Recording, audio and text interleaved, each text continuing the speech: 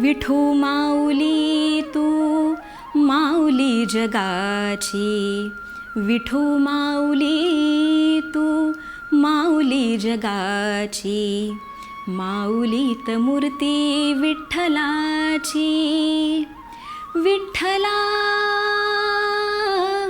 माय बापा, विठू माऊली तू माऊली जगाची, विठू माऊली तू माऊली जगाची, माऊलीत मूर्ती विठ्ठलाची.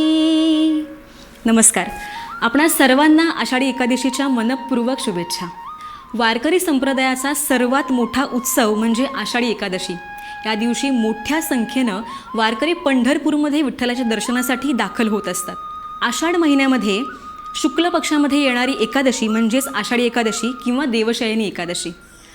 संपूर्ण देशभरातून वारकरी पायी यात्रा करत भजन अभंगांच्या संगतीत आणि टाळ मृदुंगांच्या तालावर ठेका धरत पंढरपुरात दाखल होत असतात. या वारीमध्ये जात, धर्म, पंथ, स्त्री, पुरुष असे सगळे भेद विसरून वारकरी पांडुरंगाच्या भक्तीमध्ये तल्लीन झालेले आपल्याला दिसून येतात.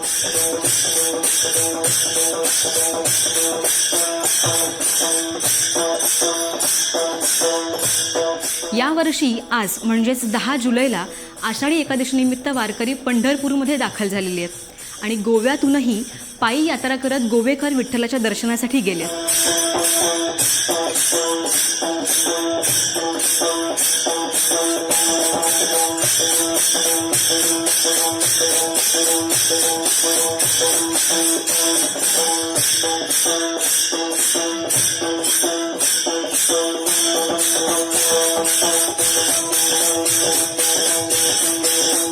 गोव्यातील प्रति पंढरपूर म्हणून ओळखलं जाणारं साखळीतील विठ्ठल मंदिर भाविकांनी अक्षरशः गजबजून गेले.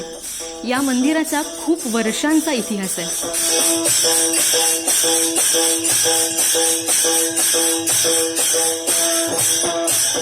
गोव्याचे मुख्यमंत्री डॉक्टर प्रमोद सावंत यांनी आज सकाळी आषाढी एकादशीनिमित्त सहकुटुंब मंदिरामध्ये पूजा केली आणि गोवेकरांसाठी शांतता, समृद्धी आणि सुरक्षिततेसाठी आशीर्वाद मागितले.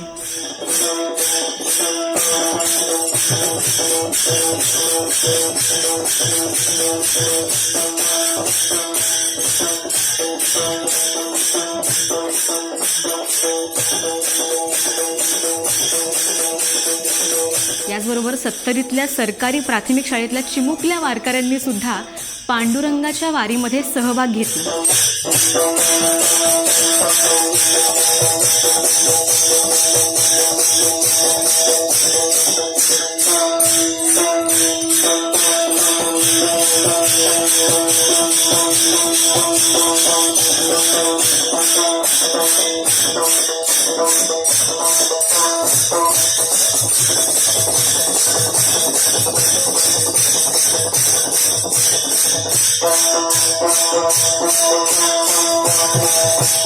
तर मंडळी, आषाढी एकादशीनिमित्त पांडुरंगाकडे नतमस्तक होऊन सर्वांना सुख, समृद्धी आणि दीर्घायुष्य लाभो हीच प्रार्थना.